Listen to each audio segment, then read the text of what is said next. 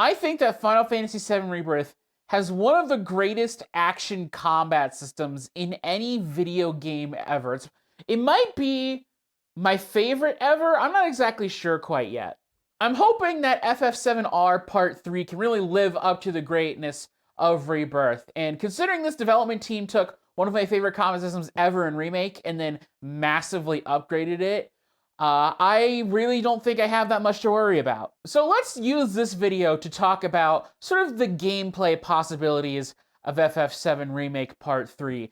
Just interesting stuff I probably want to see, like mechanics changes, character playstyles, some gameplay content. Also, be aware of story spoilers for Final Fantasy VII Rebirth. My main hope with Part 3 is that is the perfection of the combat system vision that the developers had starting with Remake. Really, I think the big mechanic from Part 3 that I'm interested in / expecting is an expansion of the synergy skills system, those little attacks that two party members do together. It definitely felt extremely interesting in Rebirth. I mean, you can really play like a good large amount of the game without really using them all that much, but they're interesting, but they definitely feel a little underbaked. I wouldn't be surprised if they become much more important in the next game, and you might be able to equip them rather than just have them all sitting in your little shortcut menu. But I think the next major step is that we're gonna get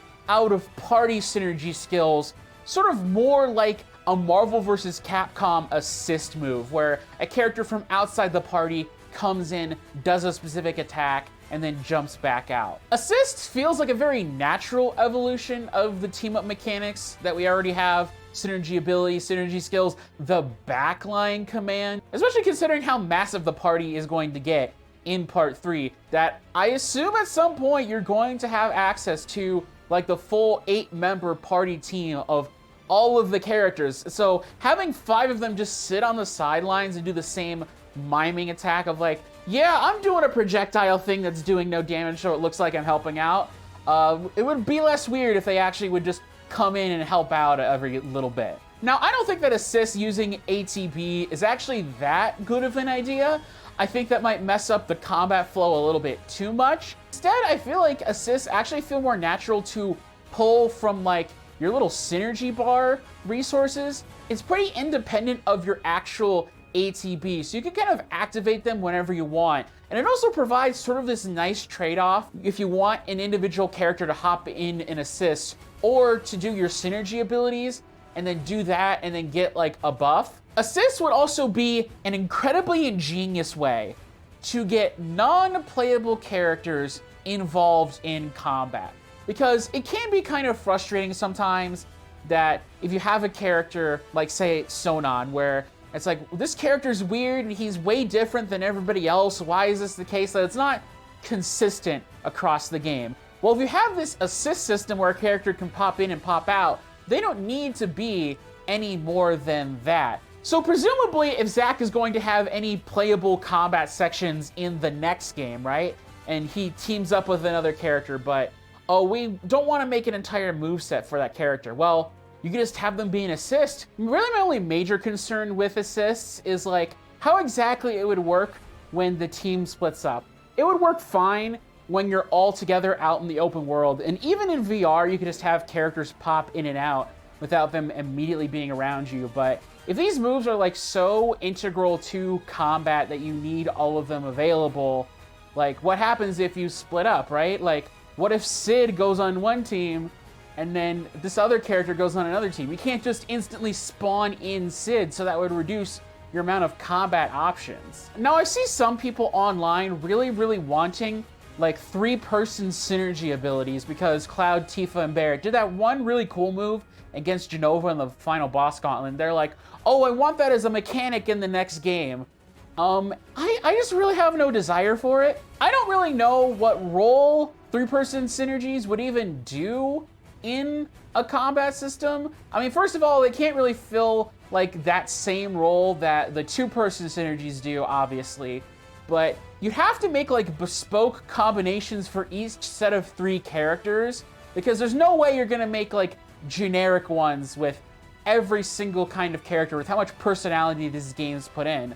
But then that means that certain team combinations would have 3-person synergies, but then other ones wouldn't. So you'd have to like, you would have team combinations that literally have less combat options available to them compared to other ones. And really the only tweaks I feel like I need for the current synergy ability system is that I feel like it needs more buffs.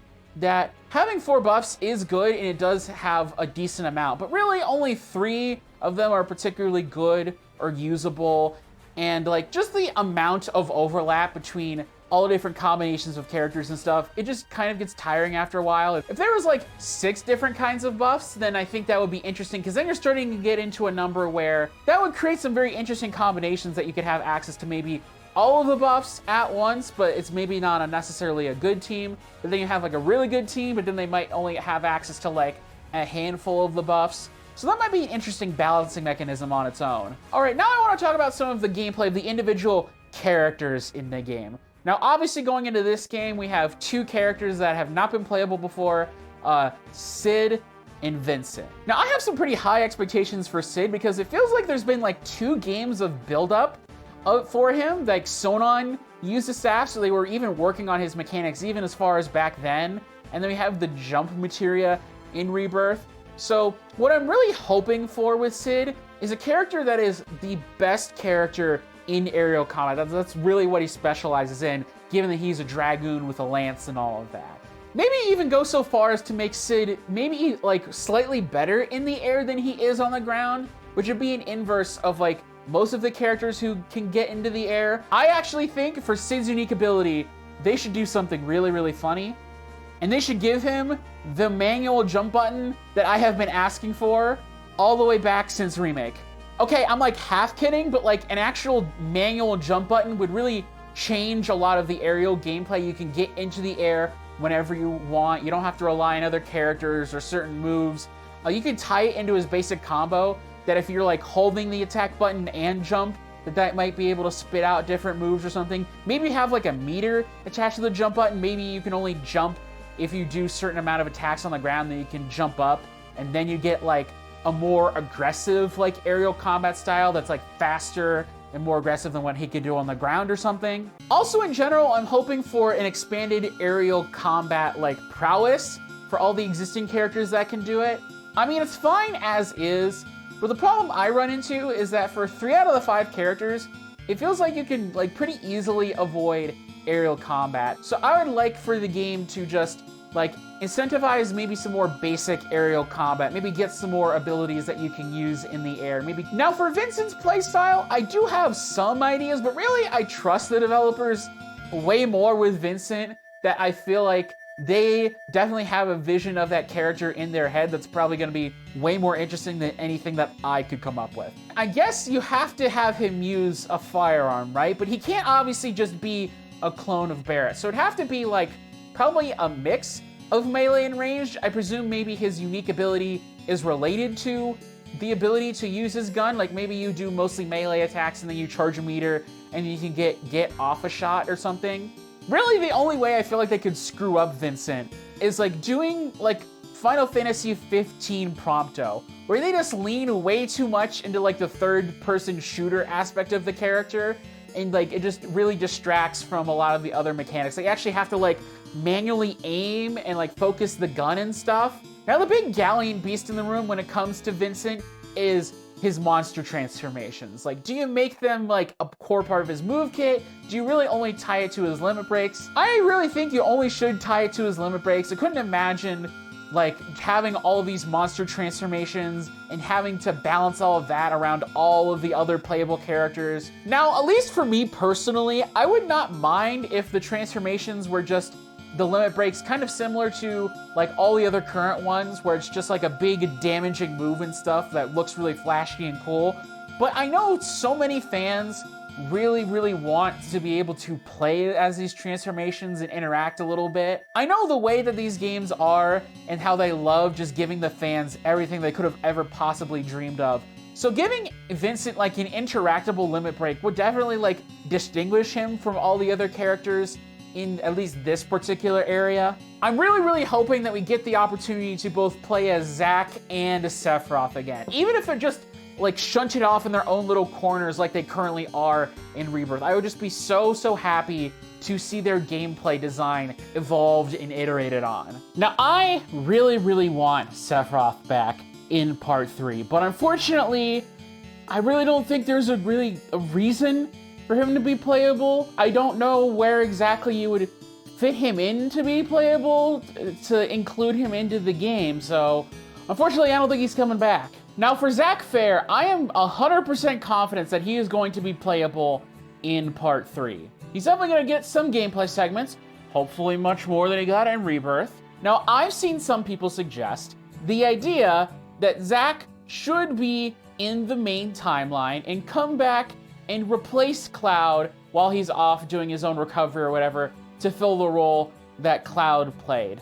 And I have to say, that's a terrible idea. The fact that Zack is gone defines so much about Cloud and his character and reinforces a lot of themes of the original 7 and the remake series. So to have him just pop back in with all the other characters and stuff just really feels inherently wrong. However, if this terrible narrative decision would give a good reason for Zack to be properly integrated into the main party, that it would expand his moveset significantly, he could have synergy abilities with all the other characters, he'd be balanced to play with all the other characters, I am almost willing to take that trade-off. Which brings me to the next character, who I definitely think is probably going to be palling around with Zack and is going to be one of those bonus characters, kind of equivalent to Zack and Sephiroth in Rebirth.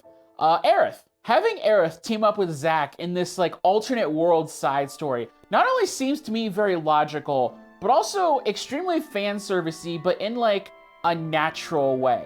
We've never really seen Zack and Aerith like fight together with each other before. We've seen them interact. It also kind of solves, in my opinion, that I feel like Aerith's gameplay has kind of reached in like a ceiling, in my opinion, in terms of like interesting stuff that they can do with her character. Kind of by the end of Rebirth, I really can't imagine necessarily how they could like transform Aerith's gameplay in a super significant way that would keep her specifically interesting for another entire game. So if she's doing this whole side story thing, you can do new and interesting stuff with her, but you have it in limited amounts and stuff. I mean, the obvious tell that Aerith's probably going to be playable is, her final limit break in OG FF7 Great Gospel is not in Rebirth. So that seems to me like it's either going to be like either an important like plot point, or it's going to be included in her gameplay. Now, one interesting idea I've heard is actually changing an older character's playstyle. I've heard some people suggest, and there's maybe a little bits and hints of it in Rebirth, of Cloud changing his playstyle in Part 3. That since he's going to be gone for a large chunk of the game, and that once he like finds himself and puts himself back together, that he'll come back and play completely differently, right? Combining the story and the gameplay together, right? That he's no longer putting on this false persona, he really found himself, and the gameplay reflects that. It's a really interesting idea and could really only be executed in this remake trilogy. I mean, I don't even know in OG FF7 how you would differentiate Cloud in a meaningful way like that. I guess you would change the way all of his stats are distributed or something. But on the other hand, I really like the current Cloud moveset, and I still feel like there's a lot of room for evolution. I mean, I wouldn't be necessarily upset if he had a new playstyle, but I feel like for all of the time and effort and thought that goes into Cloud's current moveset, right? About how good you can use it solo, and all the counter mechanics that are involved in it that just make it so good to play. All of that just kind of getting brushed aside. I don't know, I wouldn't necessarily like that. As for new materia, there's still like so much I think they could do with the materia system, so many interesting spells, so many different interesting ways, so many different like ways that you could possibly manipulate your teammate AI behavior, that I don't think they're gonna really have any problem coming up with stuff. I'm pretty sure that like quad magic materia is going to be in the next game, so combining the 4 basic elemental magics into one materia, but it's probably gonna be only one copy or something. That does sound kind of insane, especially once you combine it with elemental materia. Like you're just gonna be totally immune from like almost all of the spells in the game, but I don't know. I mean, considering how insane the Rebirth endgame is, I really think that they could put a materia that crazy in the game and still have it be balanced. I'm actually really surprised there's not more interaction with like the synergy bar itself, that there's like materia that can manipulate it outside of like the one that exists in Rebirth. Granted, it is kind of a delicate system, so I imagine they really can't do that much more with it, but I'd like to see, I don't know, maybe like one, maybe two more materia that can interact with like the synergy stuff in an interesting way. Maybe they could do something like a synergy plus materia, kind of like the existing synergy materia, where you can like co-link it with an elemental spell, and then anytime like a set of party members does a synergy ability, you can cast like a tier 2 spell or something from a character. That'd be kind of cool. And then finally, the last thing I want to talk about is combat challenges / the end game content. And I really only have one prediction here. I really kind of like thought about this a lot as like sort of the grand finale to the Final Fantasy Remake trilogy sort of combat. My prediction is that Knights of the Round will be the final combat challenge. Not one round of a final combat challenge, but the entire duration. Knights of the Round really is like the only logical choice I think that you could do for a final challenge. I mean, what? We're gonna do the weapons? But I don't know, this remake combat system doesn't really like deal with giant enemies all that particularly well. I presume the weapons are really going to be mainly story fights that are going to have sort of their own specialized combat sequences specific to themselves that you could play in hard mode later. Now, given the legendary status of the Knights of the Round from OG FF7, for being infamous for both being hard to acquire and extremely, like, overindulgent to a point, that seems pretty natural that in the next game, they're either going to incorporate it into the main story, or it's going to be a gigantic, like, proto-relic-sized side quest. Now, I don't know how exactly the side quest out in the world stuff would go. I would like to have it that you kind of fight the individual knights, and then as you go on, maybe you fight like 2 knights at a time or something, and then once you beat all 13, that then back in VR, you can unlock like a multi-round challenge where you have to fight all of the knights. So assuming they have to fight each knight individually, there's 13 knights. These combat challenges are usually 5 rounds, so you would have to fight 2 to 3 knights per round. Knights of the Round would be perfect because it would be the final culmination of the escalating endgame of these 7 remake games. I mean, it has more bosses than previously done. You have to fight, by default, multiple of them at a time. I presume these knights are going to be humanoid in some form, and humanoid bosses in the 7 remake games tend to be pretty scary, that they have access to magic and other moves that some of the summon bosses don't. Now, yes, that does sound absolutely insane and ridiculous and obscenely difficult, but Rebirth is already kind of at that point anyways. Why not just go all the way? So anyways, guys, that's it for the video. If you like this video, hit like. If you want to see more content on FF7 Rebirth, hit subscribe down below. Comment if you want to talk about this. You know, do you have any ideas for FF7 Part 3's combat system, like how characters play, combat challenges, things like that? Hit up my Patreon down in the description if you want to compensate me for all of the videos that I make. Anyways, guys, that's it for the video, and have a good day.